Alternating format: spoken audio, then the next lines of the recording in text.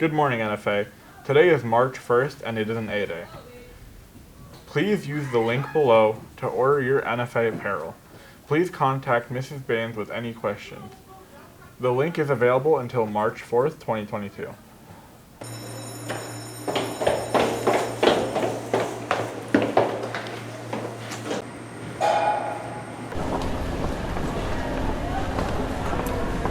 Hey, don't do that. You're supposed to scan with your ID before you enter. I'll make sure to do that. Who are you, by the way?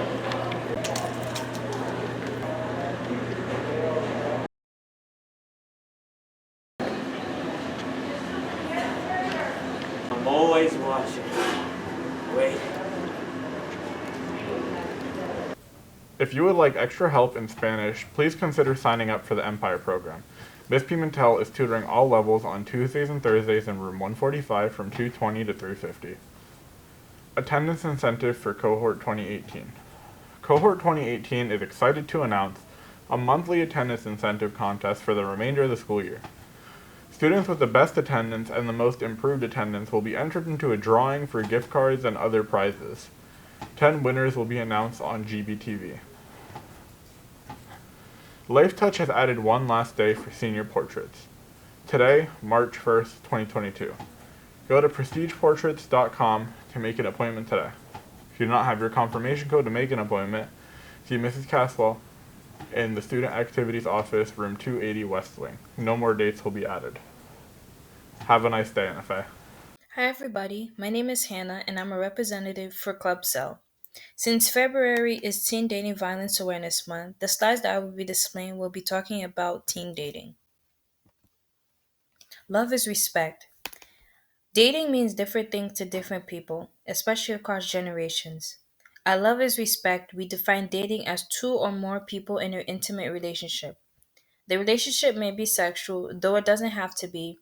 It could be serious or casual, gay or straight, monogamous or open, short term or long term. We prefer the gender neutral term partners to refer to people in intimate relationships, but you might use a different term for your relationship, depending on your situation. No matter how you define it, it's important to make sure you're on the same page with your partner in setting the definitions and boundaries of your relationship. What the slide is really saying is that no matter what relationship you are in, it should contain respect towards one another. The relationship spectrum. Healthy. You make decisions together and can openly discuss whatever you're dealing with, like relationship problems and sexual choices. You enjoy spending time together but can be happy apart. Unhealthy. One person tries to make most of the decisions. He or she may pressure their partner about sex or refuse to see how their actions can hurt. In an unhealthy relationship, you feel like you should only spend time with your partner. Abuse. One person is making all the decisions about sexual choices, friend groups, boundaries, even what's true and what's not. You spend all your time together and feel like you can't talk to other people, especially about what's really happening in your relationship. So, in the healthy relationship spectrum, healthy is like working together as a team and putting your heads together. Unhealthy relationship spectrum is when it's unhealthy when he or she is controlling or he or she is constantly arguing. The abuse relationship spectrum is when you are completely isolated from everyone. You don't feel safe around your partner. Warning signs of abuse: checking your phone, email, or social media accounts without your permission, putting you down frequently, especially in front of others, isolating you from friends or family, physically, financially, or emotionally, extreme jealousy or insecurity, explosive outbursts, temper or mood swings, any form of physical harm, possessiveness or controlling behavior, pressuring you or forcing you to have sex. So this slide is talking about the statistics on how many male or females have been reporting their physical dating violence. So 1 in 11 female and 1 in 14 male high school students report having experienced physical dating violence in the last year. About 1 in 8 female and 1 in 26 male high school students report having experienced sexual dating violence in the last year. 26% of women and 15% of men who were victims first experienced these or other forms of violence by that partner before age 18. Please, if you know a loved one who has experienced violence towards their partner, please inform them of the resources listed. Thank you so much for listening and have a great day, Goldbacks. Hello, my name is Mr. Sohan. I teach a course in biology. It's called The Human Body. And today we're going to look at the eyeball. And we're going to talk about the structure of the eyeball, the anatomy of the eyeball. And in addition to that, we're going to perform some tests to determine the acuity of vision. We could also do some tests to test for depth perception, the eyeball's role in depth perception.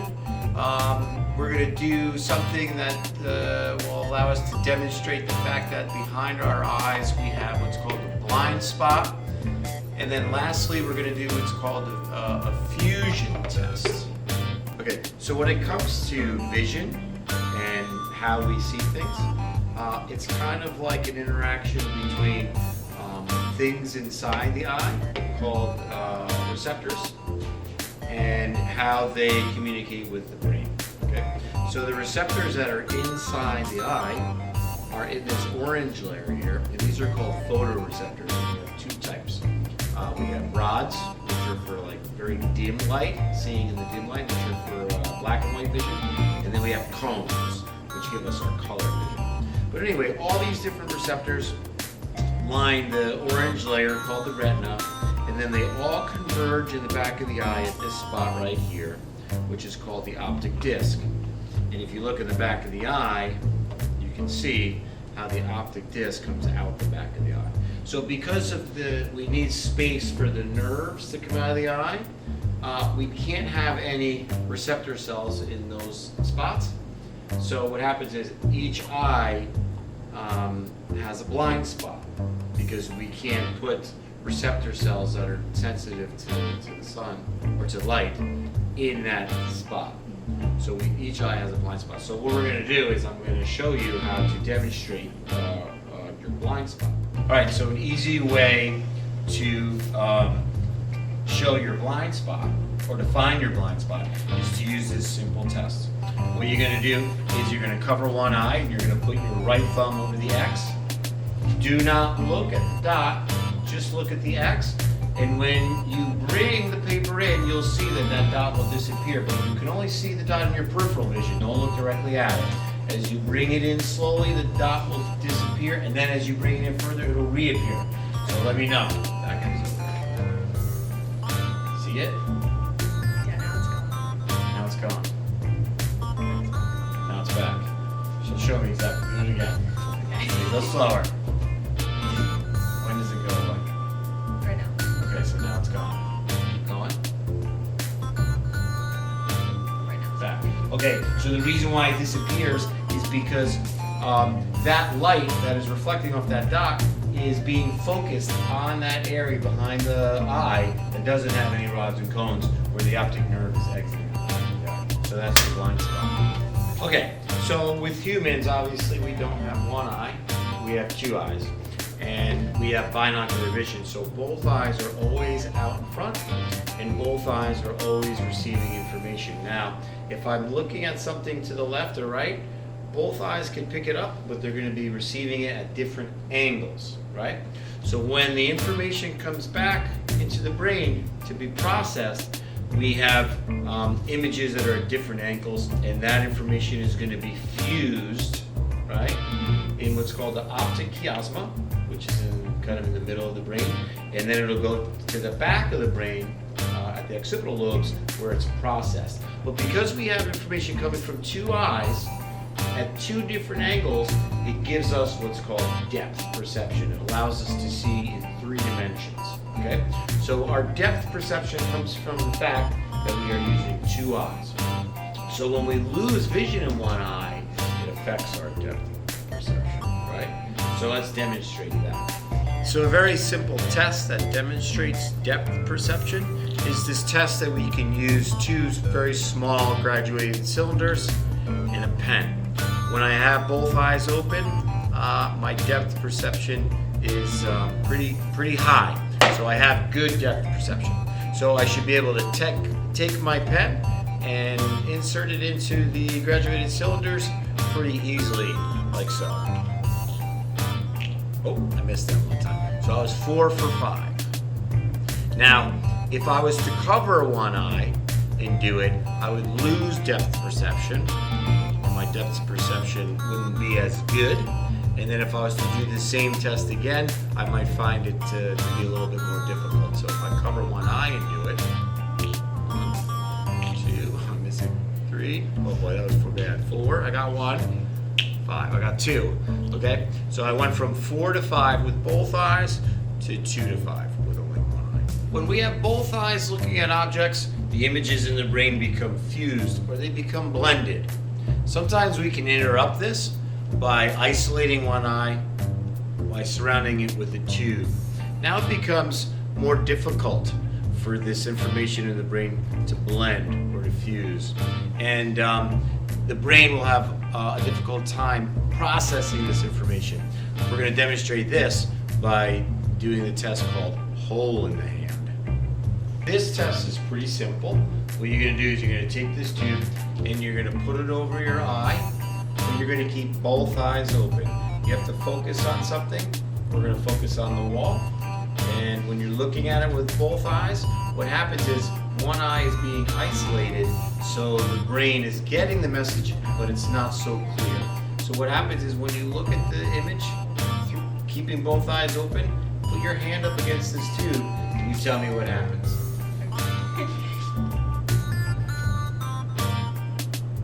It looks like you're like looking It looks like it's going right through the middle of your hand, like that. So yeah, that's because normally when we're looking at things with two eyes, things get picked up by both eyes and they get blended nicely. But when we isolate one eye, the brain has a hard time processing. So this is what's called the Snellen eye chart, and this measures visual acuity.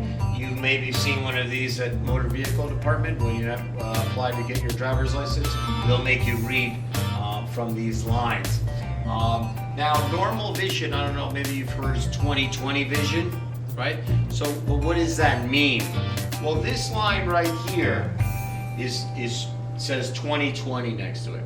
That means if you stand 20 feet away from here, you should be able to read this line. And that's what normal vision is. A person with normal vision should be able to read that line from 20 feet away. Now, if you could read the smaller one, this from 20 feet away, you would have what's called 20/15 vision. So you could read, what that means is you could read from 20 feet away what a person with normal vision has to stand 15 feet away. Okay, so your vision is a little bit better. If you go above, the numbers change the opposite way.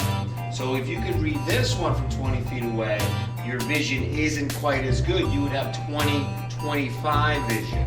So what that means is you could read from 20 feet what the normal eye can read from 25 feet. And you can see it gets much worse. If you could only read this one from 20 feet, then your vision would be described as being 2100.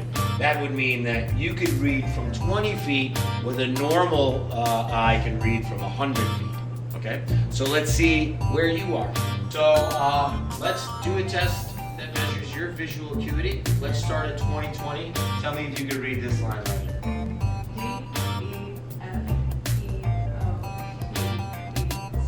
Okay, that's very good. So you have normal vision.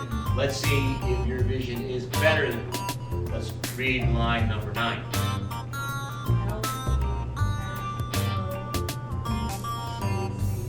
Very good. Try number 10.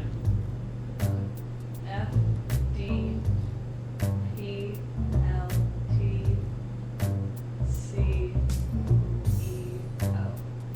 correct? Was that correct? The last one. F E E O L C F T. No, we had some errors there. So this is where you ended up. So this says 2013. So for you personally, you can see from 20 feet what the normal eye has to stand at 13 feet. So I get this question a lot. What is the purpose of this lesson? I remember being in school thinking that the same question to myself in math, looking at these complex math problems. What is the purpose of this? What am I going to use this? Well, believe it or not, in this class, this is called the human body, and we all have one of those. So it's important to know the parts of the body and how they work. So the anatomy and the physiology. And this is especially true for the eyes. Now, some of us are going to go into the medical field. Maybe after graduation, you're going to go into sports medicine. Maybe you're going to go into nursing, or maybe you're going to be a doctor or something like that. So having a basic understanding of the human anatomy and the physiology is very important in order to go on and do something like